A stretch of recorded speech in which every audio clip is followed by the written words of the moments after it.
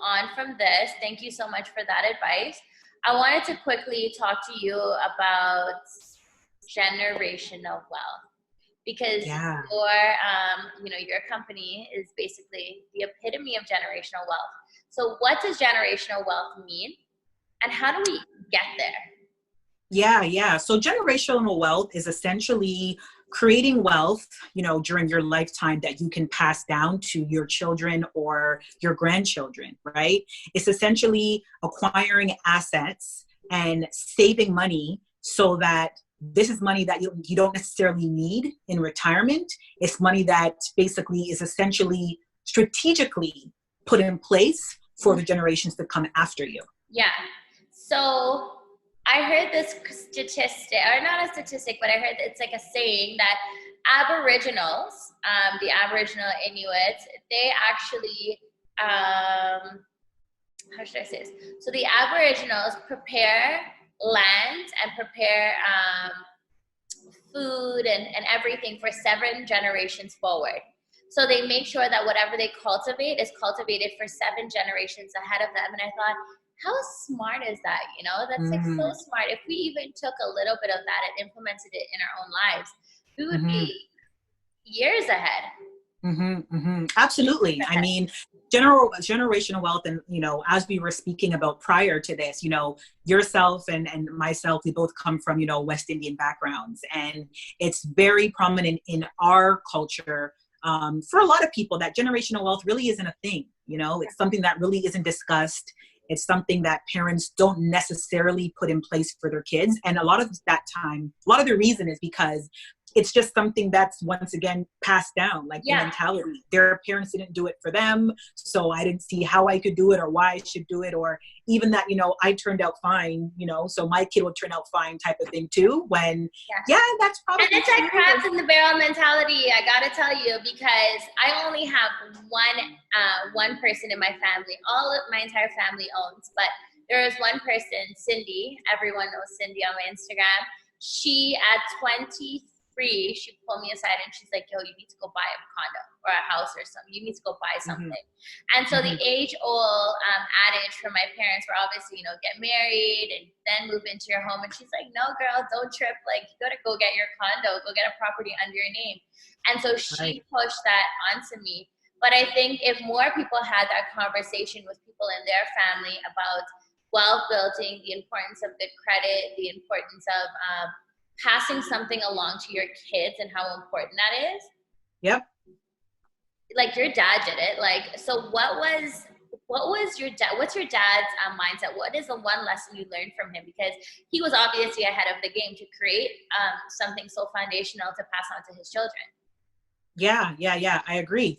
I mean, what I've learned a lot from my dad, obviously I would say a lot more business stuff, but just to stay innovative and just always look for external opportunities, because once again, just because you come from a family that doesn't make a lot of money, or if you live somewhere specific in a sense where the population or what's around you, let's say, may be considered poor or low income, that doesn't have to be your reality. Okay. There's so much information, so much knowledge, so many things, especially actually during COVID-19 right now, so many free resources that people could take advantage of. I mean, Harvard is offering free online courses right now. Like, you could be a Harvard student, like, for free. Like, these are things that you want to take advantage of right now to uplift yourself and, bring a higher learning to yourself. That's only going to propel your life further and your offspring further. Right? So it's important to just keep an open mind and know that even if you don't create that business or start that job, there are other things that you can do to help create generational wealth, like life insurance, right? Part of what I do is making sure that families have adequate life insurance in place, not just for the obvious, that if something happens to you, there's money there, but more importantly, to make sure that if by chance something happens to you and you're not around, all those financial wishes you had for your family, whether it be education or whatnot, all of that can still happen with life insurance, because that income will make sure your wishes come to pass, right? So even if you're not around to make that money or to make that $1 million for your child, life insurance can ensure that happens by you investing in that. And it's very important to the audience out there that are thinking or considering insurance and thinking, oh, here we go again with the insurance. No, insurance can be a very good thing or it can be a very detrimental thing depending on who you work with, right? And I know, Nicole, you're so detail oriented and you know exactly what you're doing and you really look out for the best interest of clients, because there are horror stories out there where that one fine print, someone pays into an insurance for years and they miss that one fine print, and they lose all their money that they're paying for all those years. So it's good to be working with someone who can explain to you the details of the insurance clauses and what insurance you should choose for your family. Yes, absolutely. I mean, it's very important that you work with a professional financial advisor, whether that be myself or one of your choice, because life insurance it's very broad. There's many different types that you can get depending on what you want it to do for your family, right? So we won't get into all the different types today, but just know that there is a lot of horror stories sometimes that I've heard. But if you're working with a professional that understands your needs and that is qualified to give you the best type of plan, you really shouldn't have a problem. You really shouldn't. And explain to you what you're involved in, and it's not just trying to make a sale, but really trying to help you. Like that's what we want to do here. We want to really help people. And so pivoting over when it comes to helping people is we're going to talk about a couple different profiles and the money woes that you may have if you fall into these profiles and how to optimize the most money based on your pay bracket. So here's a scenario for you. I'll throw it out to you and you tell me, how can this person who falls into this bracket save as much as they can, earn more? What can they do to optimize the money that they're making right now? So I am a single mom, or I am a single dad of one child, and the partner, he sometimes doesn't pay, sometimes gives me a little money here, gives me a little money there. I make about $45,000 a year. How am I going to survive in Toronto? Toronto. Well, you may have to move, but if you can't move, house, how would I even eventually save for a house if I want to create generational wealth for my children? Yeah, absolutely. Well, that's a great question because, my demographic of ladies that I work with pretty much are anywhere between the ages maybe 25 and 45. And a lot of them, have the same profile in a sense where they're looking to purchase their first home, but don't really know where to start in regards to saving. So one of the key tricks that I say to everybody, and for those that know me, I sound like a broken record, but you want to make sure that you are, number one, investing. And when I say investing, I'll touch on that. I'll explain a little bit more in a second. But you want to make sure that you're investing to help grow your capital. But you want to make sure that even if you're not investing or if you're just saving, you want to make sure that it's automated. Because you see, when I do a needs analysis with a client, oftentimes when I look at their profile and look at what they're making and look at their budget sheet, they'll always tell me, oh, Nicole, I don't make a lot of money and I don't have much at the end of the day. But when I do their budget sheet and look at, their main necessities of what they're supposed to be spending their money on and some of their frivolous spending, a lot of the times they would have a lot more money at the end of the month if they cut out a bunch of things.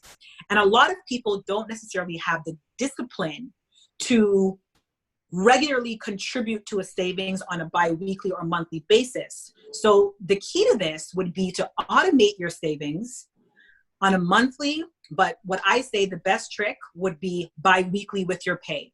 So if this young lady in your profile works and she gets paid bi-weekly, if she can even put away $50 to start or even $100 to start, the most important thing is having this aligned with your paycheck, so that before Saturday even comes and you want to go out and spend it, that money has already been put aside towards your savings goal, whether that be a house or whatever that may be. You want to make sure that's something that you do on a consistent basis. And the reason why I mention investing is because saving is fantastic, but compound interest is even better. You want to make sure that your money is working for you at all times. And when I mean working for you, you want to make sure that your money is invested within the market, stock market, I mean, so that you can actually gain some interest on your earnings. Because when you don't have your money invested, I basically say it's like the equivalent of having it underneath your mattress. You know the money is there, you have access to it, but it's not actually working for you. You're not making anything on it. So by placing your money in the market or even a high interest savings account, you're giving your money the opportunity to work for you by getting interest, compound interest. So Nicole, do you do trading for clients? Do you trade on their behalf, or you just advise on the trading? Yeah, so I do invest my clients' money. I don't do individual stocks. So I often direct my clients to open up a trading account. However, I do invest my clients' money in stock portfolios. Okay. And if you have any questions about stock trading, Nicole will be the perfect person to talk to. But we are also going to do another video just so that you guys can get the basics and fundamentals of stock trading and how to start up your profile, your stock trading profile before you get to her, so that you're already ready to go before you get onto her. So thank you for that advice for that single mom. Now, how important is it to have an RESP? And for those who don't know what RESP is, if you can let them know, for that single mom, for that child. It is imperative to have an RESP, which is a registered education savings plan. So if you do have a child, it is a fantastic opportunity for you to save because, like I just mentioned before, by placing your money in an RESP, it's basically an account that you can put monthly, annually, biweekly contributions into a savings plan where you can save for your child's education. But what makes this account so different than just like your regular bank account is that the government will actually contribute to this RESP plan. So they will put in up to 20%. So basically, if you invest, or let's say if you put in $2,500 for the year, the government will put in $500 on top of that for the year. So that's the max government grant you'll get for the year.